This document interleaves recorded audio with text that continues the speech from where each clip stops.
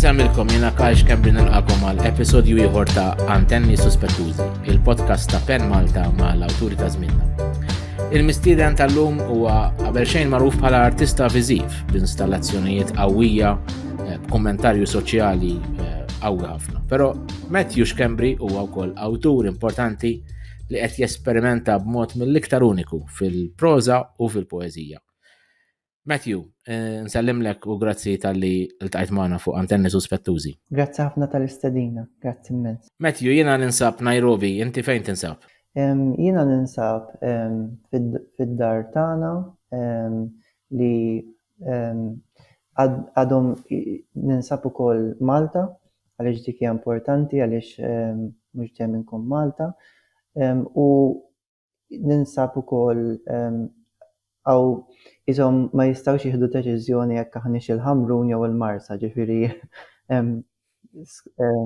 eżatt, ġifieri x'imkien hemmhekk ninsab u ninsab fiċ-Ċina wkoll il-post li ħafna drabi naħdem fih ukoll. Hemmhekk fejn tikteb ġifieri, il-post fejn tikteb. Eżatt, huwa l-post fejn naħdem. Kif tikteb inti, Matthew, għandek xi proċess, xi ritwal partikolari? Din hija mistoqsija interessanti ħafna għaliex minħabba li jiena inqatta ħafna ħin nikteb, tista' tgħid li kważi huwa full time però mhux eżattament nistgħu nitkellmu iktar fuqha il-qudiem.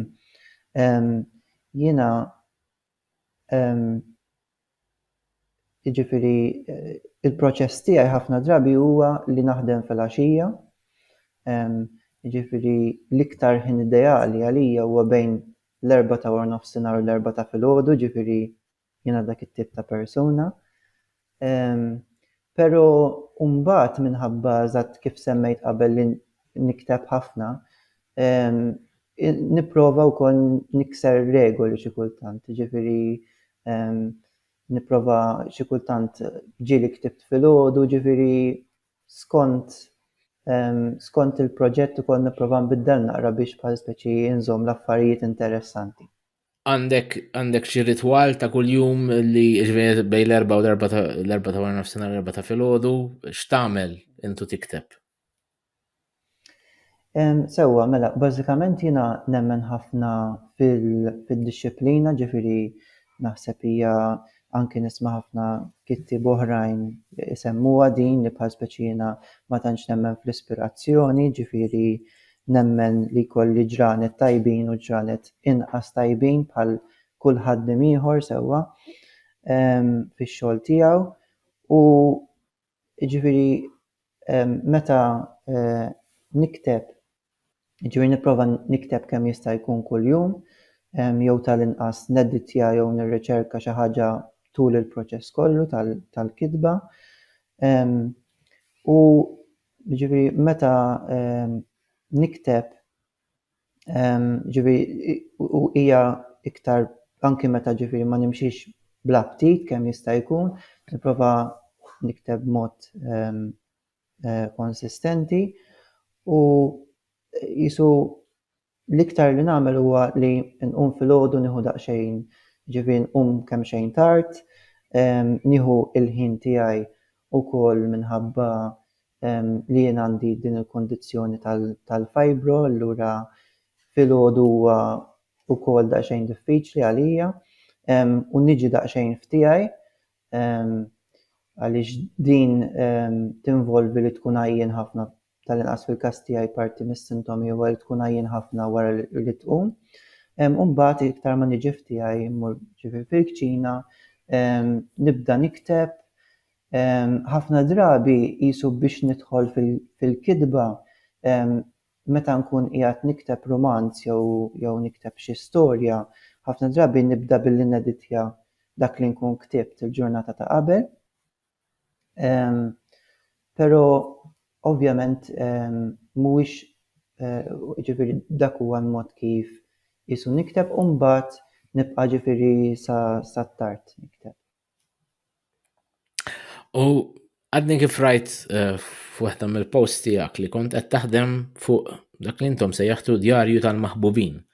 Huwa xi proġett li milli qed nifhem qed taħdem fih inti Nistgħu nibdew b'dak qabel ma naqbżu għal-żewġ opri importanti tiegħek li rridu nitkellmu dwarhom ovvjament. X'inhu dan id-djarju tal-maħbubin? Iva, bla dubju, id-djarju tal-maħbubin huwa proġett li qed naħdmu fuq u li kien inizjattiva tat-tim ta' Afro Confuso li huwa ġurnal letterarju pjuttost ġdid, suppost għandu jalaq sena. U dan il-ġurnal huwa ġurnal online bil-Malti u jiena wkoll għandi kitba biex ngħidu hekk individwali fih li jisimha Mona Lisa Karnival ieħor u mbagħad id-djarju tal-maħbubin kienet inizjattiva tal-edituri ta' Afro Confuso, Loren Vella u Joe Gatt, u ħarġu sejħa għal kittieba li jixtiequ jieħdu sem biex jiktbu jieħdu sem f'workshops u flimkien noħolqu xi tip ta' kitba li għandha tiġi ppubblikata iktar tard din is-sena suppost.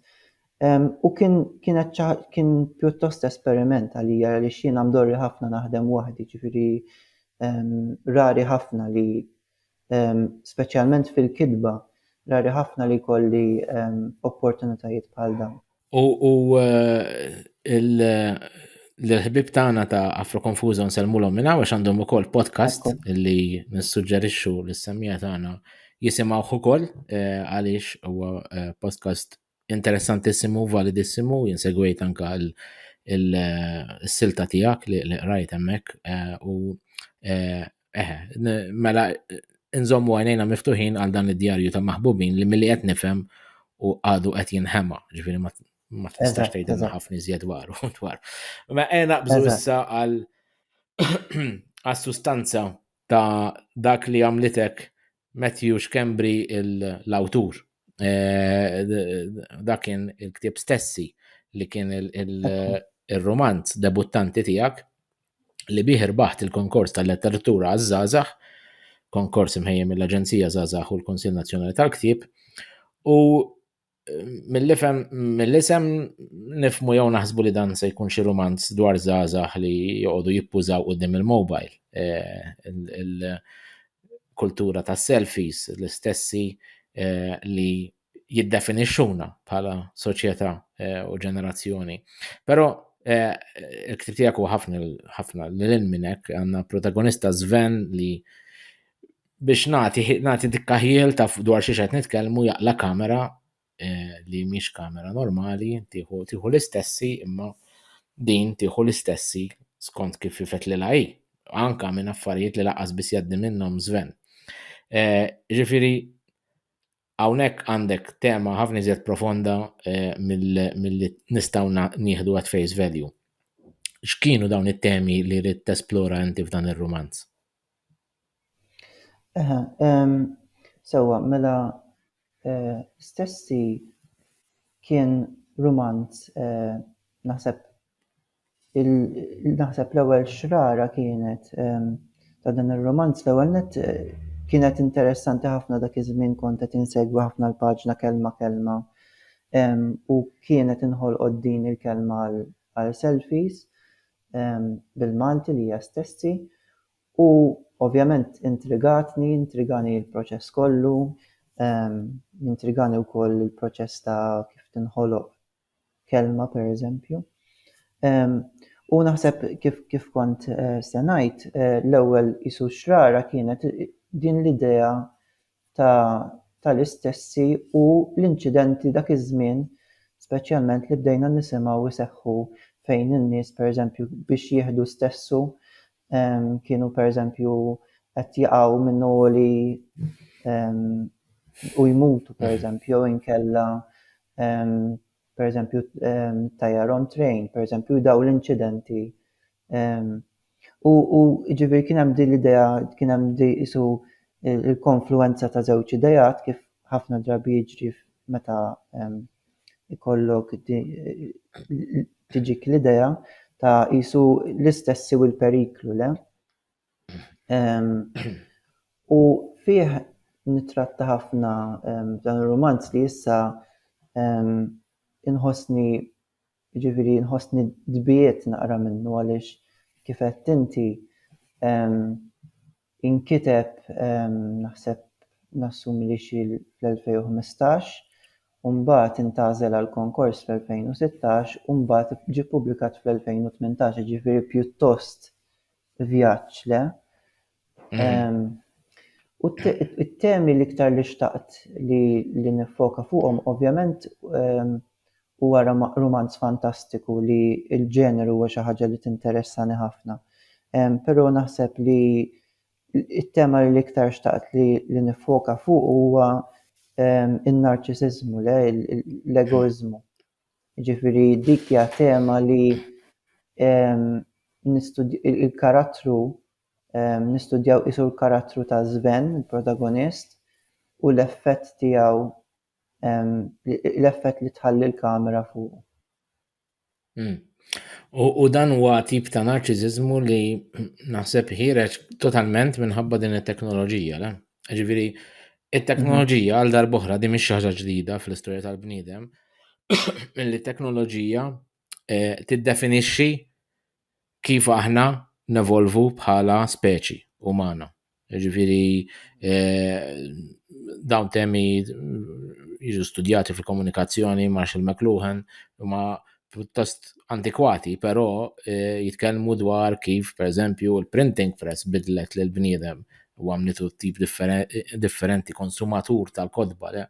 Aħna issa sirna il-konsumaturi tal-istessi, tas-selfies, illi kważi m'hemmx ħajja lil minna. Għalkemm forsi inti wkoll isek trid tgħid minn kif ħadd il-kitba tiegħek illi maħniex se nsiru nafu lill-persuna billi nħarsu lejn l-istessi.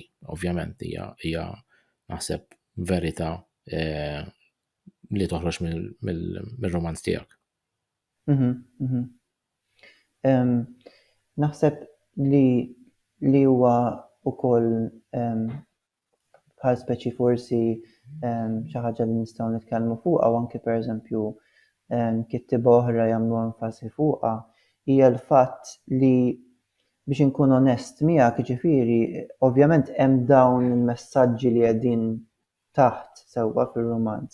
Però l-għan ewlieni ta' meta ktib dan ir-romanz kien biex nagħti gost. Ġifieri din kif taf jisemmiha ħafna Trevor Zara, jsemmuha kittieb oħrajn li qisu kważi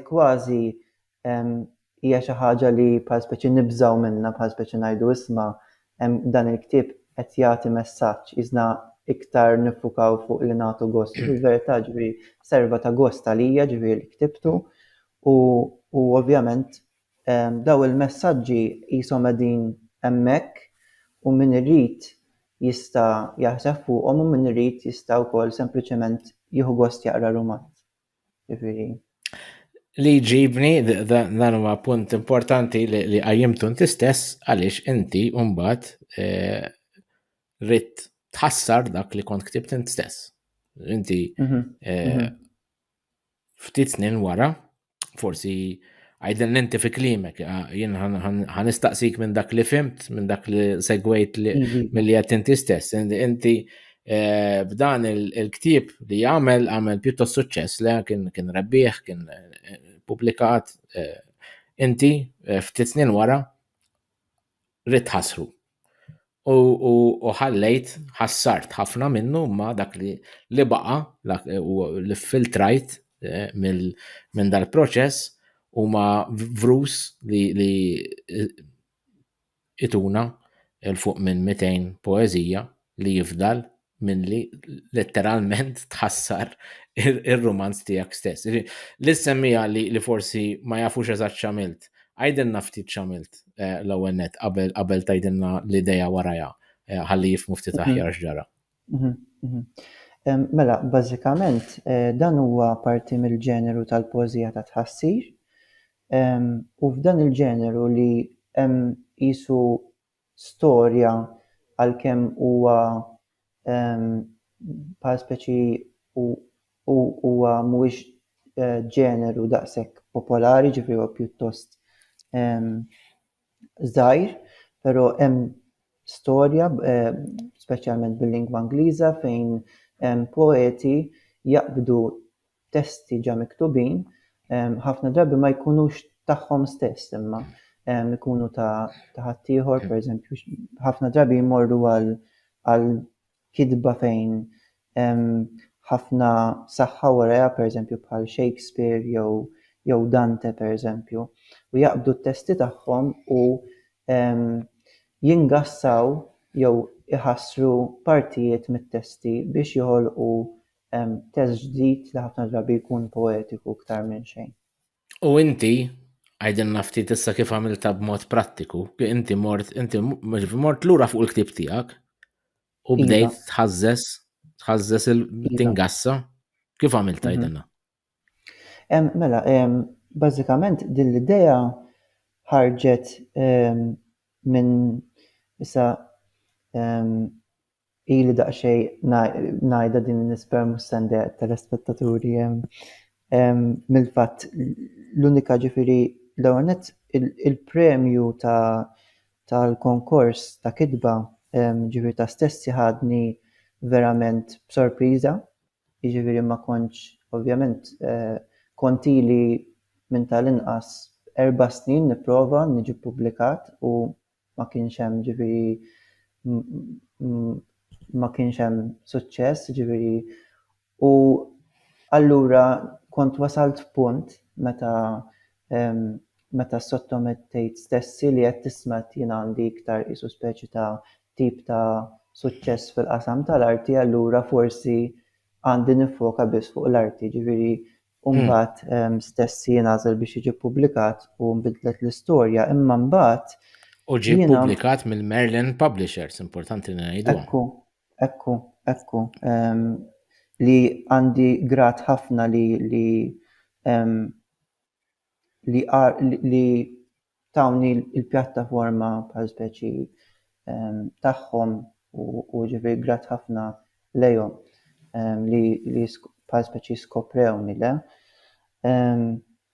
Eżatt, issa meta niġu eżatt u meta kont qed ngħid fuq stessi allura qisu din nismagħha meta pereżempju nkun qed nisma' kittieb oħra jitkellmu bħal speċi aħseb fit-tieni romanz għaliex meta inti jiġi ppubblikat l-ewwel romanz u mbagħad qisek trid tkun preparat u jiena dik ma kontx preparat għaliha.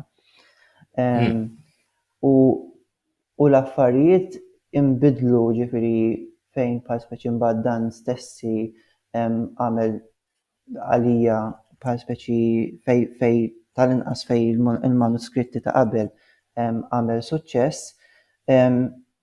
Kien hemm dan l-imbirek jekk tista' seħlu hekk writer's block, jiġifieri mentalment, però wkoll fl-istess ħin għamilt referenza liha fil-bidu dak iż-żmien ġejt ukoll kelli d-dijanjosi tal-fibro ġifieri u ma stajtx waqt li mentalment kont ma stajtx nikteb ukoll fiżikament ma stajtx nikteb ġifieri għaddejt minn żmien fejn ma kellix saħħa nikteb fiżikament. U ħassartek ħareġ minn dak il-punt ġifieri l-ewwel nett qisu bi sfida għar-rumanz ta' qabel li bħal speċi jisma' inti bħal speċi ma nistax qisu noħroġ minnek u allura ħanħassrek speċi tal-jem ukoll qisu din l-idea bil-Malti ta' ħassartek ukoll tintuża b'dak il-mod. U wkoll ġifieri għaliex la ma stajtx nikteb fis-sens hemm din l-ossessjoni naħseb fil-każ tiegħi bil-kreattività ikolli ngħid.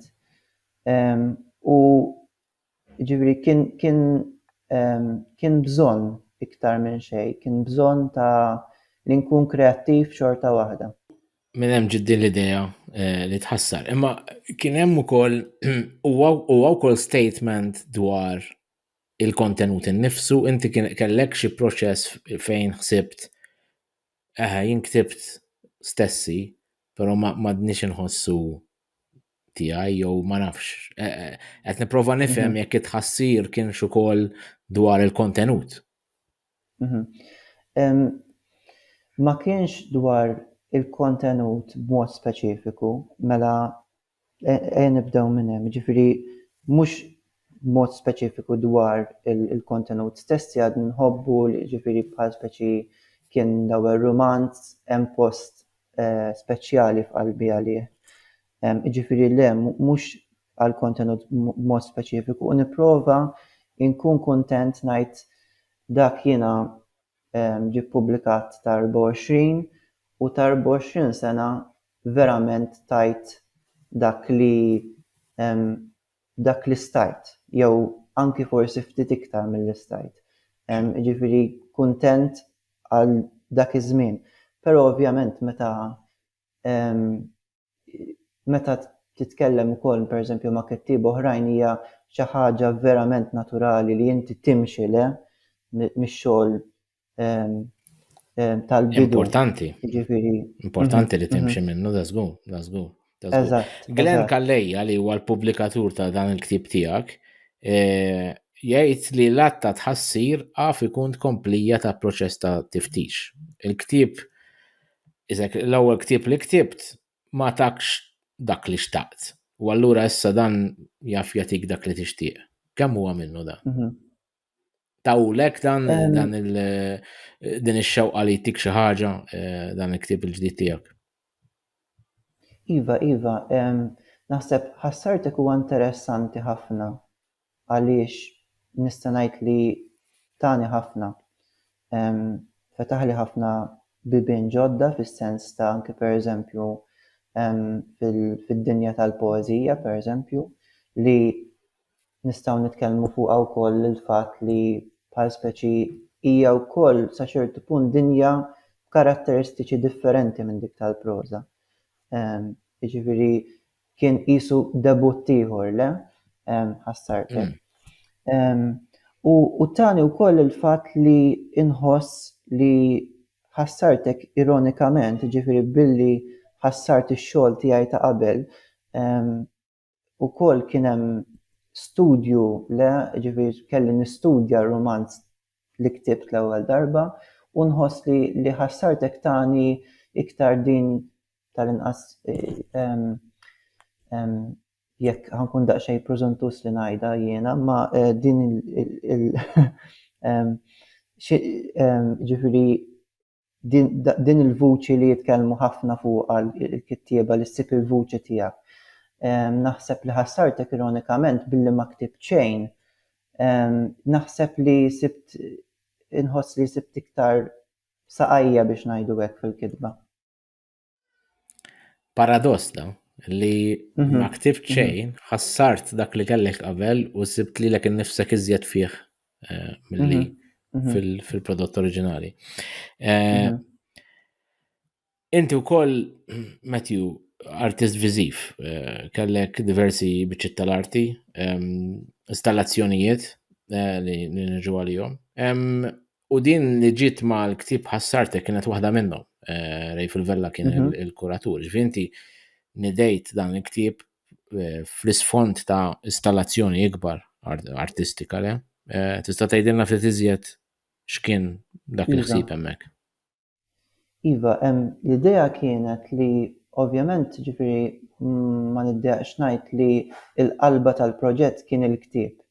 Ġifieri dak kien il-qalba tal-proġett, dik kienet l-idea l-ewwel idea li kelli, u mbagħad niftakar meta kont qed nitkellem mat-tim sewwa li t-tim kien Glenn Kallejja kien l-editur u Ray fil-Vella kien il-kuratur tal-wirja u anki il-manager tal-proġett kienet Annalisa Xkembri. U meta kont qed nitkellem ma' Rayfil dwar il-ktieb għalli jkun interessanti ħafna li toħloq xogħol li jikkumplementa sewwa il-romanz. U hemmhekk imbagħad bdejt naħseb fuq kif nista' nagħmel dan u bażikament imbagħad ħriġt bl-idea tal-gomon sewwa li nuża l-gomom u minn kull poeżija li ħallejt fil-ktieb għażilt kelma waħda u din il-kelma mbagħad trasferixxejtha fuq gomma li mbagħad ġiet parti mill-esibizzjoni u n-nies ġew mistiedna biex jieħdu gomma magħhom u b'hekk komplu l-proċess ta' tħassib. Taqralna silta? Mela jiena ħanaqra l-ewwel paġna minn stessi. Sewwa u mbagħad ħanaqra l-istess paġna minn ħassartek. Tajjeb, għax hekk nagħtu idea tal-proċess ta' x'għamilt hemmhekk. Eżatt. Perfett. Ekku. Prologu.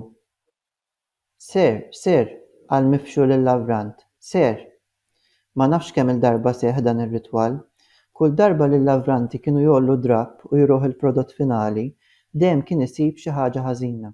Daqqax il-kuluri varja ħarira, daqqax il-ġemp rid jiġi kemm iktar attont, jew għax il-lenti ridet tidħol 0.2 mm iktar il-ġewwa, jew għax ħaġa, jew għax oħra. Lill-erba' lavranti kien se jġenninhom. Kien tagħhom diagrammi, ritratti, kitbiet, kull ma kien hemm bżonn u aktar. Mhux tortijaw li ma kinux qed jilħqu l-aspettattivi. Wara kollox, kellu ġen daqshom biex din il-kamera tar-ritratti tkun lesta ħalli jaħrab lura mnejn ġie. Ma kienx jaf għalfejn rieda tinbena bil-fors eżatt hekk, lanqas biss kien jaf għalfejn qed jagħmel dak li qed jagħmel, kollox iserraħ fuq ħajta intuwizzjoni, mingħajr pjan ta' xejn. Iktar qisu att ta' disperazzjoni. U issa ħanaqra paġna 7 minn ħassartek. 0.2 mm iktar il-ġewwa. Hemm ġen u jaħrab lura mnejn pjan. Grazzi Matthew. Inti kellek ukoll installazzjonijiet oħra, kellek waħda li tellajt wara l-qtil ta' Defni, Carmona Galizja, li kienet tikkonsisti f'bajros jew fountain pens li għamiltom tal mod li jiffurmaw xandelier. Xandelier kienet anka jidher li il-titlu ta' din l-installazzjoni. Tista' tgħidilna aktar fuq għadix kienet l-idea, anki għaliex bħala Pen Malta aħna ovvjament inselmu l-memorja ta' Defni kull waqt li jkollna u għaliex għadu każ ukoll ta' inġustizzja li għadha qed isseħħ mal-familja tagħha u mal-pajjiż kollu. Eżatt. Sewwa, mela dak kien l-ewwel xogħol tiegħi li qisu forsi l-ewwel wieħed kien il-social kitchen, il-kċina, iktar li ma kienx forsi daqshekk personali u iktar soċjali le. U chandelier kienet parti minn wirja kompetizzjoni ta' Shifting Context, bl-isem ta' Shifting Context li kienet organizzata mill-Aġenzija Żgħażagħ flimkien ma' Spazju Kreattiv. U bażikament naħseb ix-xogħol kollu wkoll tiegħi meta noqgħod naħseb fuq huwa dejjem mod kif nipproċessa xi tip ta' xi ħaġa li ġrat f'ħajti sewwa. U ovvjament il-qtil ta' Defni kien punt ovvjament kien punt traġiku imma fl-istess ħin jien narah bħala Malta qabel Defni u Malta qabel qtil ta' Defni u Malta wara qtil ta' Defni u ovvjament rrid bħal kulħadd rrid nipproċessah bil-mod tiegħi. U infatti ġifieri hija interessanti li ma proċessajtux bil-kitba u proċessajtu b'din l-installazzjoni wkoll ovvjament li kieku ma kienx hemm qtil ta' Defni din l-installazzjoni ma kienitx issir, però fl-istess ħin rid nuri wkoll dawn l-ammont ta' ġurnalisti li nqatlu u naħseb ukoll għaliex niftakarni kont daqsxejn imwerwer mhux ħażin li bħal speċi nitkellem fuq xi ħaġa daqshekk kbira, imma kien hemm ukoll mod ta' kif stajt nirrelata minħabba li aħna it-tnej konna nikdbu issa mod differenti, pero it-tnej konna nikdbu ġifiri u l-istess mal-ġurnalisti l-oħra ġifiri dak kien punt ta' fejn stajt nirrelata li inti minħabba il-kidba tiegħek tiġi maqtul letteralment. Ekku. U semmejta inti alludejta lija, għaliex taħseb li mort għall-arti viżiva u mhux għall-kidba meta qed nitkellmu dwar il-kidba?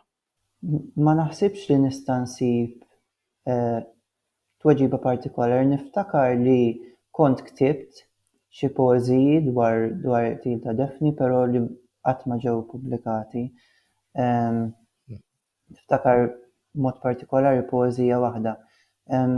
Però onestament ġifieri irrid nirrifletti iktar fuqha din. Naħseb li nista' ngħid huwa li forsi u din hija xi ħaġa wkoll interessanti hija l-fatt li l-arti viżiva għandu proċess li mhuwiex daqshekk twil daqs il-kidba. Jiġifieri li kieku wis probabbli kont nikteb pereżempju rumanz dwar it-qtil ta' Daphne u irrid iktar żmien, le? That's good. Pero kif għadna fuq din it-tema, l-arti, biex il-kitba jew l-arti viżiva, kemmi importanti għalik li wkoll tkun għatta protesta, jew le, hija xi konsiderazzjoni tiegħek li l-arti għandha pjattaforma fejn għandha anke tkun il-vuċi ta' protesta f'sitwazzjonijiet kbar bħal daw li semmejt inti. Li naħseb hija importanti ħafna. Però l-ewwel nett naħseb li m'għandux ikun bil-fors, jiġifieri jekk inti tħoss li inti tikteb u ma tixtieqx li hemm tikteb fuq affarijiet bħal dawn m'għandix għalfejn ix-xogħol ħajkun tal-istess għandu jiġi meqjus fuq l-istess skala u fuq kollox. Però jiena nħoss, pereżempju, jiena persuna li nħoss li l-mod l-iktar ta' kif nista' nikkomunika sewwa iktar mill-kliem, ġifieri huwa daqsxejn paradoss waqt li qed nitkellem, li il-kidba u l-arti huma iktar mod kif jiena kapaċi nikkomunika. Jiġifieri jekk għandi ngħid xi ħaġa ħafna drabi nista' ngħidha iktar mod aħjar inħoss permezz tal-kidba jew permezz tal-arti. Allura meta mbagħad niġu fuq suġġetti kbar bħal dawn li bħal speċi kulħadd ikollu l-opinjoni tiegħu u ħafna drabi n-nies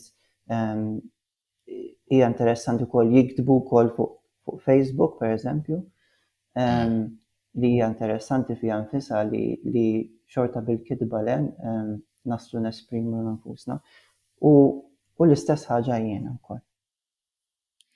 U inti semmejta diġà kellek il-proġett Social Kitchen fej hija installazzjoni fej ħloqt kamra, il-kamra tal-ikel, il-kamra fej jisir l-ikel, jissajjar, il-kċina, imma mimlija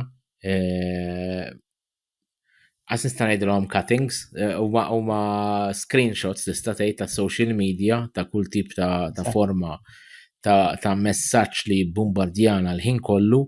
Din hija kċina distopika, però hija kċina wkoll attwali fej aħna fil-kċina was probabbli għandna l-iPad, il-mobile, il-television, kollha connected, kollha tjuruna l-istess ħaġa, jibbombardjawna bil-selfies, bil-updates ta' min sajjar l-aħħar soppa u min mar jieħu selfie fuq il-Kilimanġaro.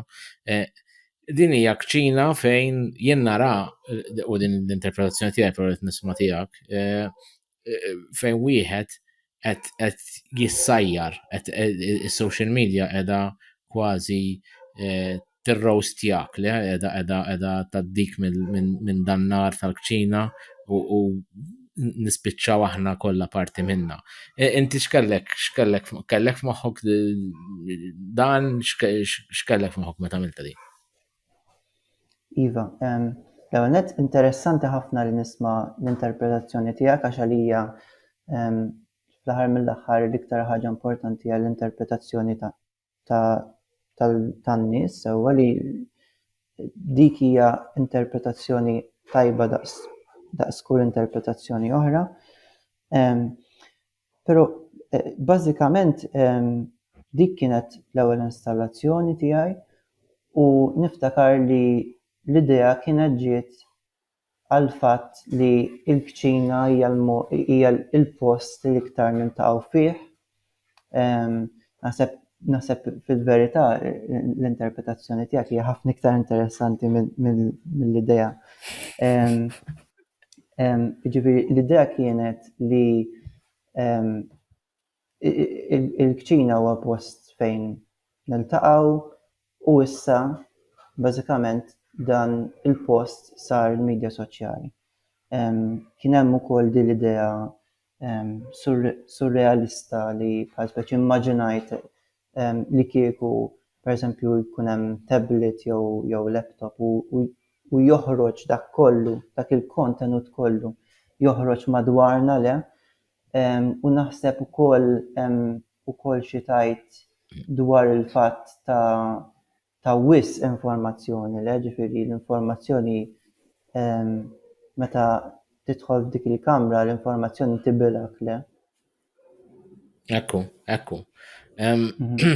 U din tolbot ukoll nimmaġina toħodna lura għal stessi, insomma, inti qed li qabel kont iktar qed tiktbu bħala mod ta' divertiment, però jien qed nara almenu qed nara xi tip ta' ħajta li taqqat l-osservazzjonijiet soċjali tiegħek li forsi mhumiex daqstant ovvji u konxi, però joħorġu almenu minn kif nara mill-qari tiegħi tal-kitba tiegħek huwa wkoll kummentarju soċjali tal-umanità li qed tgħix f'din it-teknoloġija. Il-ħin qed itir, però inti kellek ukoll pubblikazzjoni oħra reċenti u qed nieħu gost li minn dak il-blokk li semmejt fil-bidu l-imblokk fejn ma stajtx tikteb fiżikament issa qed tiġri b'ħafna pubblikazzjonijiet fl-istess ħin li hija ħaġa mill-isbaħ. Però dan l-aħħar kellek ukoll storja ippubblikata f'Sintillas numru 3 li nikwota biċċa minna traduzzjoni li ġiet ippubblikata hawnhekk. If you had to be an animal, what would you be? A dolphin, I told her. And why is that, dear? Because dolphins can choose to stop breathing. That's why. Għażel din għaliex inti f'din l-istorja qed tafas fuq ħafna uħud minn l-iktar temi profondi, diffiċli u sensittivi fosthom is-sanità mentali, is-saħħa mentali, anka l-orjentazzjoni sesswali u tema ħafna iżjed jibsa u diffiċli is-suwiċidju. X'inhu hawnhekk li forsi tixtieq titratta magħna minn dawn it-temi li qed titratta f'din l-istorja li ngħid lil kulħadd imur jaqra. Grazzi. Mela, dik l-istorja ġiet miktuba fi żmien fejn kont ili ma nikteb għall-kbar. Niftakar li kienet ippostjat din is-sejħa li kienu ħarġu għall-konkors ta' Sea of Words. U dik l-istorja ġifieri ġiet miktuba l-ewwel bil-Malti, ġifieri hemm il-verżjoni bil-Malti li mbagħad inqalbet grazzi għal ġiet tradotta minant minn Jake Buttigieg. U niftakar li ovvjament naħseb bħal ħafna minna kont il-kidba l-kbar tagħtik affarijiet differenti le, ġifieri jiena kont għadni ma ħassartek qisu ovvjament huwa l-kbar. Però mbagħad kif semmejt inti wkoll wara ħassartek kien hemm ħaġ kbir biex nerġa' nikteb għaliex ħassartek kien illimitani f'dak is-sens li ma stajtx nikteb u qisu kien hemm rinaxximent bħal speċi fejn tidħol il-kitba tiegħi u ħassartek ukoll nistgħu ngħidu li liberani fis-sens li kien hemm punt fejn rid niddeċiedi peress li kont qed nikteb poeżiji u rrid niddeċiedi pereżempju li jekk hux se nkun awtentiku. Pereżempju l-min ħan indirizza li kienet parti importanti ħafna f'ħassartek li nindirizza pereżempju xi ħadd maskili. U għalhekk ħassartek ukoll kien qisu l-ewwel xogħol fejn urejt ukoll li jiena queer pereżempju. U allura liberani f'dak is-sens ukoll li ħassejtni komdu nikteb storja li hija dwar dak kollu li għaddejt minnu, ġifieri dawn it-temi kollha li semmejt fejn tidħol is-saħħa mentali, fejn tidħol l-identità kollha huma temi li huma importanti ħafna lija li naħseb pereżempju fi-stessi u f'ħassartek kont qiegħed nolqothom bil-mod taf kif immiss bil-kemm magħhom u f'dik l-istorja mbagħad ħarġu b'mod iktar qisu dirett ngħidu hekk. X'jisimha din l-istorja fakkarni? Din l-istorja jisimha Dak kollu għax. U fejn nistgħu nsibu l-oriġinali għax hawnhekk qed narawha tradotta għall-Ingliż. Eżatt. Mela l-oriġinali hija hemm pjan min-naħa tiegħi li forsi nista' noħroġ ktieb ta' novelli, ġifieri għandi qatt ta' novelli oħra u nixtieq li noħroġha magħhom iktar il quddiem. Ġifieri Matthew biex nkun fimtek sew, inti permezz ta' din il-novella li ktibt bil-Malti ma ħarġet l-ewwel bl-Ingliż f'Scintillas 3, inti huwa wkoll mod mezz ta' coming out kif spjegajt hawnhekk u milli qed nifhem coming to terms ma' challenges, l-ostakli kollha li tiffaċċja minħabba l-orjentazzjoni sesswali, minħabba il-pressures kollha li ġib fuq is-saħħa mentali u inti użajt art letterarju bħala parti mill-ġest tiegħek to come out. Qed nifhem sew? Naħseb illum il-ġurnata ġifieri meta naħseb pereżempju fuq stessi ġifieri ħanagħmel waħda bħal ta' J.K. Rowling pereżempju li tajt li semmit li pereżempju Dumbledore kien gay wara pereżempju ġifieri kien hemm karattri li pereżempju il-ħabib kbir ta' Sven li huwa Ozzy ġifieri naf li kien gay pereżempju ma dak iż-żmien ma kontx lest bħal speċi. U ovvjament ħassartek imbagħad kien hemm dak il-punt kif semmejt li kien importanti fejn tidħol poeżija importanti li tkun onest ħafna u ġifieri ħadd id-deċiżjoni li nkun onest ġifieri u naħseb li stajt nagħmel hekk biss permezz bħal kull proġett ieħor, ġifieri naħseb li stajt nipproċessa dan il-fatt permezz tal-arti, ġifieri. U diġà ċennejt ftit għaliha, kemm kienet liberatorja din l-esperjenza illi tkun tista' tikteb in-narrattiva tiegħek? Ħafna, ġifieri il-kitba inbidlet, ġifieri ħassejtni li għamel żmien qisu kont qed nikteb nofs l-affarijiet li stajt nikteb u issa nista' nikteb bħal speċi kienet għatta ċensura li imma fl-istess ħin ma ddeqniex għal fatt li ma kontx lest. Ġifieri fi żmien pereżempju stessi, fi żmien qabel ħassartek ma kontx lest. Ġifieri fl-istess ħin mhijiex xi ħaġa li ddejjaqni u ġifieri mhux kulħadd huwa lest fl-istess żmien u jekk min qed jisma'na pereżempju jħoss li m'hemmx ovvjament qed nara bidla totalment differenti u xi ħaġa sabiħa ħafna fil-ġenerazzjoni ta' warajja,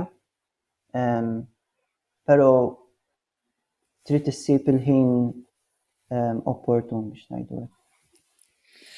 U taħseb li bħala soċjetà evolvejna f'dawn l-oqsma kollha mis-saħħa mentali għal verament fuq il-liġi evolvejna ċertament, progressajna, però bħala soċjetà illi qiegħda fost titilqa fost l-oħrajn lil nies diversi li għadhom qegħdin jiskopru lilhom infushom li għaddejjin mill-batijiet tagħhom biex isibu l-mument il-waqt tajjeb kif spjegajta tant li tiskopri waħdek meta huwa l-waqt għalik li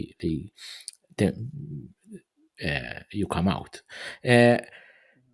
Tħoss li evolvejna bħala soċjetà jew fejn ninsabu?